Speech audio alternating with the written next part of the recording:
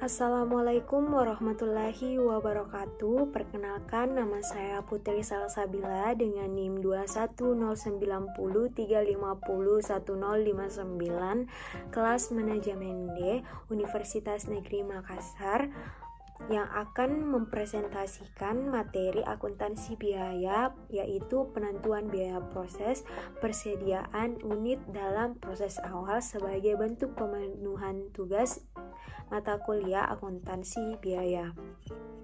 Nah, sebelum melangkah lebih lanjut, di sini saya akan menjelaskan sedikit tentang definisi persediaan unit dalam proses awal. Nah, persediaan unit dalam proses awal adalah jumlah produk atau barang yang sedang dalam tahap produksi atau proses awal dalam rantai produksi suatu perusahaan atau pabrik. Unit ini berasal dari unit dalam proses akhir periode sebelumnya yang akan diselesaikan pada periode yang bersangkutan.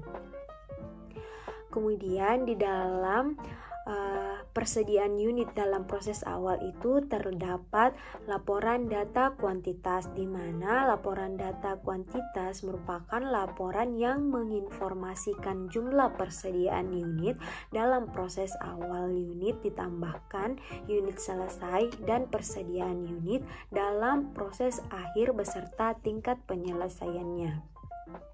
Nah, berbicara tentang lampiran biaya yang harus dipertanggungjawabkan, di mana pada lampiran tersebut menginformasikan sejumlah biaya elemen produksi, baik yang telah terjadi pada periode lalu maupun biaya ditambahkan pada periode yang bersangkutan untuk dipertanggungjawabkan dengan cara dibebankan kepada setiap unit yang selesai. Nah, biaya yang dibebankan berasal dari biaya elemen produksi yang dibagi dengan sejumlah unit yang telah memakai elemen tersebut atau yang biasa disebut unit ekuivalen, sehingga didapatkan biaya per elemen dan biaya per unit. Nah, laporan pertanggungjawaban biaya itu sendiri menunjukkan biaya yang dibebankan kepada unit selesai, penyelesaian unit proses awal, dan unit dalam proses akhir, sehingga didapatkan biaya yang dibebankan kepada tiap unit sepadan dengan biaya yang harus dipertanggungjawabkan. Nah, dalam pelaporan ini terdapat dua metode, yaitu yang pertama dalam metode rata-rata. Nah, dalam metode ini, unit dalam proses awal diperlakukan seolah-olah dimasukkan ke dalam proses pada periode bersangkutan dan bercampur dengan unit masuk proses pada periode tersebut. Setelah unit-unit diproses, sejumlah unit selesai dan sejumlah unit yang masih dalam proses pada akhir periode. Dalam metode rata-rata, unit yang selesai tidak dibedakan menurut asalnya. Unit tersebut dapat berasal dari persediaan unit dalam proses awal dan dari unit masuk proses pada periode yang bersangkutan. Dalam metode rata-rata, biaya tidak dibebankan menurut waktu terjadinya. Biaya persediaan unit dalam proses awal yang terjadi pada periode sebelumnya diperlakukan seolah-olah biaya tersebut terjadi pada periode yang bersangkutan. Oleh karena itu, biaya persediaan unit dalam proses awal dapat dijumlahkan dengan biaya yang ditambahkan pada periode yang bersangkutan. Biaya persediaan unit dalam proses awal kehilangan identitas karena penjumlahan tersebut. Nah, untuk mengalokasi biaya produksi yang diakumulasi dalam suatu departemen ke unit selesai dan unit dalam proses, perlu informasi biaya per unit. Untuk menghitung biaya per unit, harus terlebih dahulu dihitung jumlah unit ekuivalen. Perhitungan unit ekuivalen dalam metode rata-rata dilakukan terhadap seluruh biaya, yaitu biaya persediaan unit dalam proses awal dan biaya ditambahkan pada periode bersangkutan. Unit ekuivalen dalam metode rata-rata merupakan jumlah unit setara produk selesai yang dihasilkan oleh biaya unit dalam proses awal dan biaya yang ditambahkan pada periode yang bersangkutan. bersangkutan. Nah, setelah itu saya akan menjelaskan tentang rumus perhitungan biaya per unit dalam periode rata-rata, di mana kita dapat mengambil rumus yaitu biaya persediaan unit dalam proses awal ditambah biaya periode bersangkutan, kemudian dibagi dengan unit ekuivalen. Nah, biaya per unit hasil perhitungan tersebut kemudian digunakan untuk mengalokasi biaya yang diakumulasi dalam suatu departemen ke unit selesai dan unit proses akhir. Nah, tadi saya sempat membahas tentang unit ekuivalen. Nah, unit ekuivalen yang dimaksudkan di sini adalah sejumlah unit yang disetarakan atau diasumsikan sebagai unit yang telah selesai diproduksi tanpa mengenal sejauh mana tahapan proses produksi yang sesungguhnya telah dilalui oleh suatu unit. Dilakukan hal ini guna mengetahui seberapa banyak unit yang telah menyerap suatu elemen produksi untuk kemudian diketahui biaya yang perlu dibebankan. Nah, tadi saya sudah menjelaskan tentang metode rata-rata. Selanjutnya saya akan menjelaskan tentang metode yang kedua, di mana metode yang sering disingkat dengan MPKP, yaitu metode masuk pertama, keluar pertama. Dalam metode ini, persediaan unit dalam proses awal diperlakukan terpisah dengan unit masuk proses dalam periode yang bersangkutan. Unit dalam proses awal diasumsikan selesai diproses terlebih dahulu sebelum unit masuk proses dalam periode tersebut.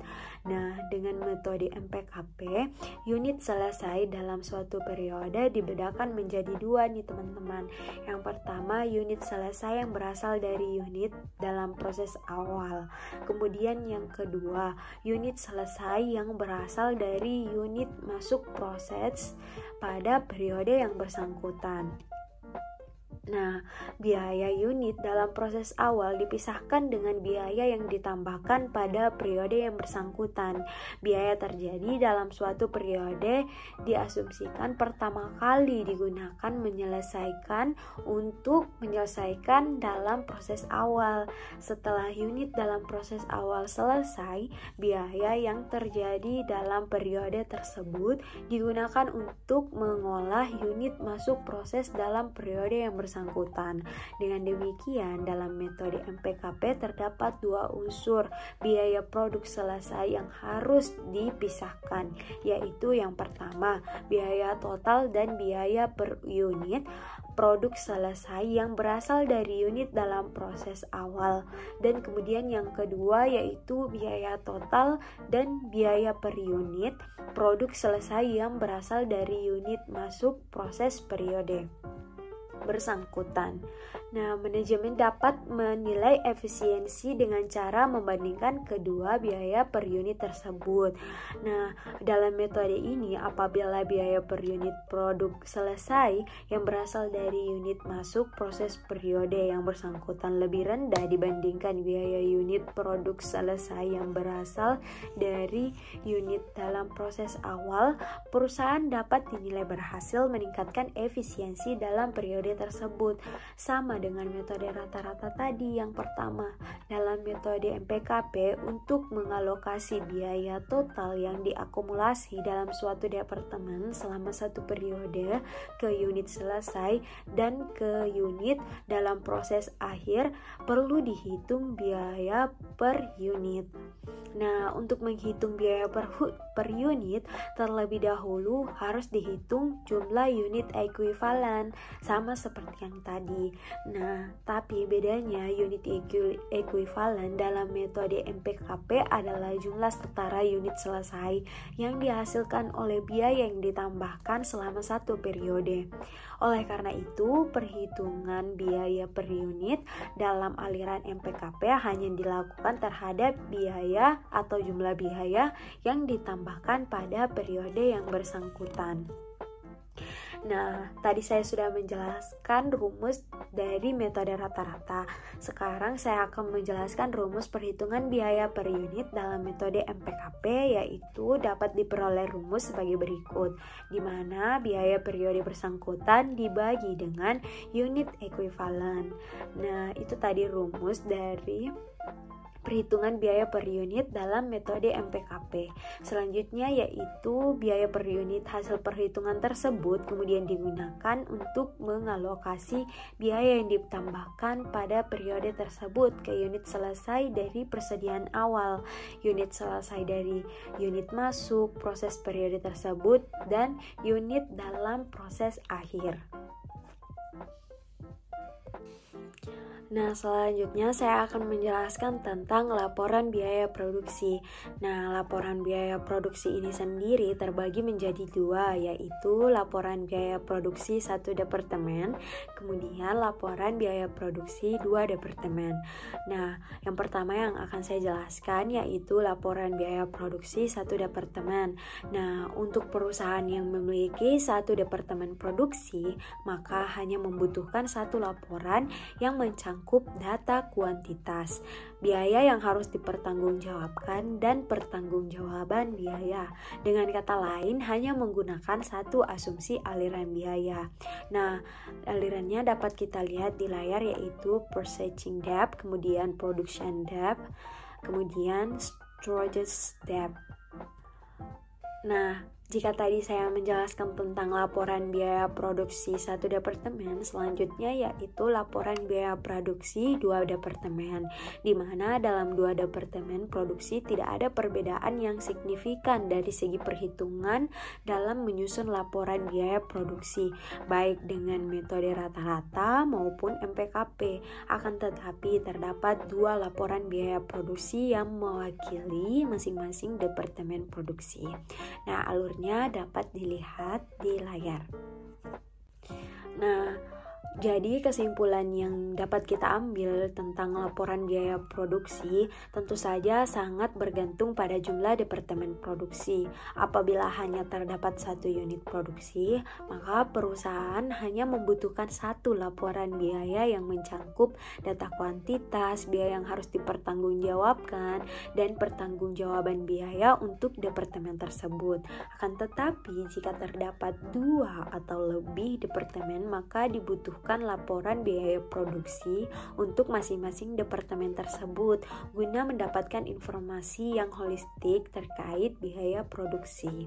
Laporan biaya produksi untuk masing-masing departemen, utamanya departemen lanjutan, perlu menerangkan biaya yang ditransfer dari departemen sebelumnya untuk dikalkulasikan dengan unit yang diproduksi pada departemen tersebut sebagai pertanggungjawaban atas biaya departemen. Sekian penjelasan dari saya, kurang dan lebihnya mohon dimaafkan. Wassalamualaikum warahmatullahi wabarakatuh.